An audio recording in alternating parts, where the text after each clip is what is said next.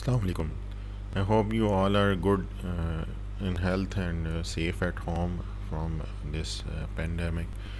Today our topic is Peste ruminants, which is also known as PPR disease.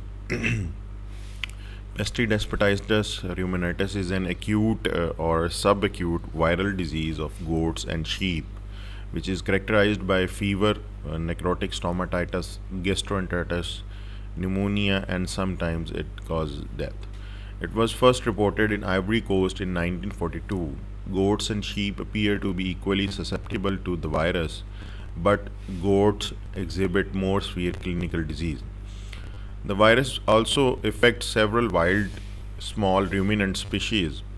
Cattle, buffalo, and pigs are only subclinically infected, and it has no zoonotic importance, so people are not at risk.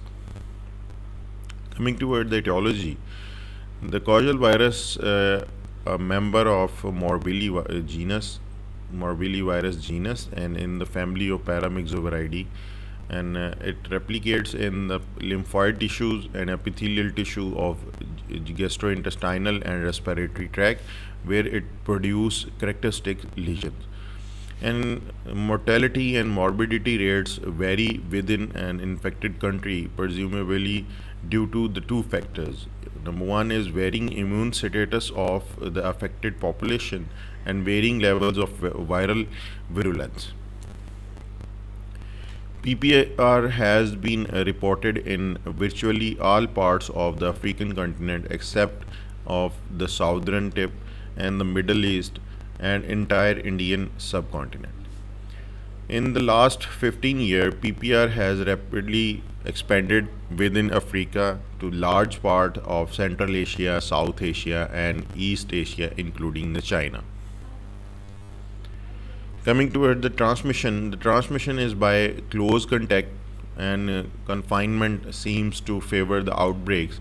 Secretions and excretions of the infected animal, of sick animal, are the source of infection. Transmission can occur during the incubation period. Even in the incubation period, animal shed the virus. It is generally accepted that there is no carrier state of this disease. The common husbandry system whereby goats roam freely in urban areas contributes to spread and maintenance of the virus. There are also numerous instances of livestock dealers being associated with the spread of infection, especially during the religious festivals when the high demand of animals increases the trade in infected stock. Now, coming towards the clinical findings, the acute form of PPR is accompanied by a sudden rise in body temperature, which increases from normal to 104 degree to 105 degree Fahrenheit. Affected animals appear ill and restless and have a dull coat, dry muzzle, congested mucous membrane, and depressed appetite. Early, the nasal discharge is serous, later, it becomes mucopurulent and give a protruded odor to the breath. The incubation period of this disease is usually 4 to 5 days. Small areas of necrosis may be observed on the mucous membrane on the floor of the nasal cavity.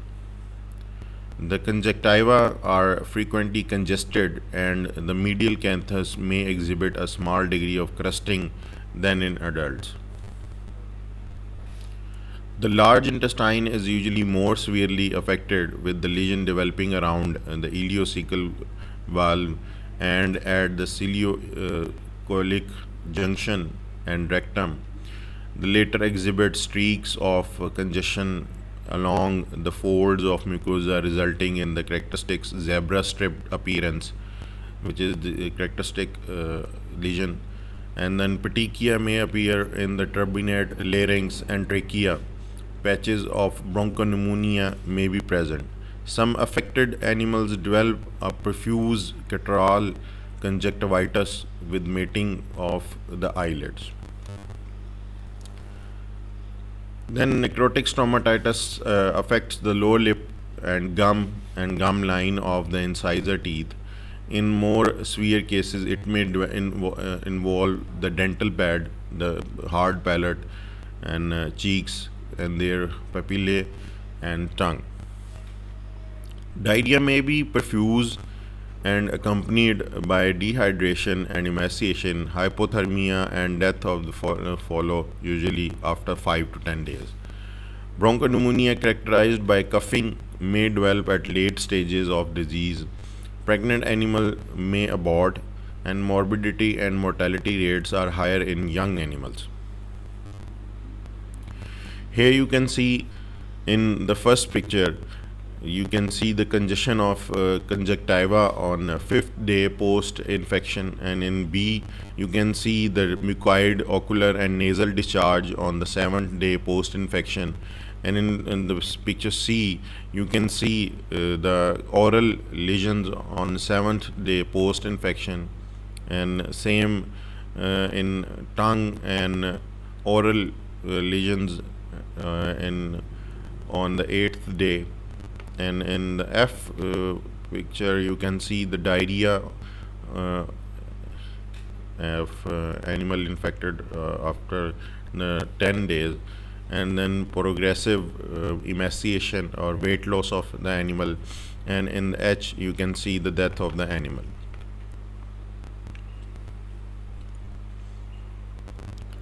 Now coming towards the lesions being caused by this virus, then it will start from the emaciation, and conjunctivitis and stomatitis are seen. Necrotic lesions are observed inside the lower lip and on adjacent gum, the cheeks near the commissures, and on a ventral surface of the tongue. In severe cases, the lesions may extend to the hard palate and pharynx. The erosions are shallow with red raw base and later become pinkish white. They are bounded by healthy epithelium and provide a sharply demarcated margins. The rumen, reticulum, and omasum are rarely involved, but the abomasum exhibit regularly outlined erosions that have red raw floor and ooze blood. Severe lesions are less common in small intestines than in mouth, abomasum, or large intestine. Then streaks of hemorrhages and less frequently erosions may be present in the first portion of the duodenum and terminal ileum, and the pair patches are severely affected. Entire patches of lymphoid tissue may be sloughed. The large intestine is usually more severely affected, with lesions developing around the ileocecal valve and the cecocolic junction. Now coming toward the diagnosis. A presumptive diagnosis is based on clinical and pathological and epidemiological findings and may be confirmed by the viral isolation and identification. Historically, the simple techniques such as agar gel immunodiffusion have been used in developing countries for confirmation and reporting purposes. But currently, antigen capture ELISA and reverse transcription PCR are preferred as laboratory tests for the confirmation of the virus. As there is no specific treatment, so we will go for the control of this disease, but we provide animal the supportive treatment to prevent the secondary infection. And in control, we do eradication is recommended when the disease appears in previously PPR free countries, and there is no specific treatment, but the treatment of for bacterial and parasitic complications decreases the mortality in the affected flocks or herd. An attenuated PPR vaccine prepared in vivo cell culture is also available and affords protection from the natural disease for nearly more than 1 year. So this was all for today. Thank you so much. If you have any question, you can ask me in the group.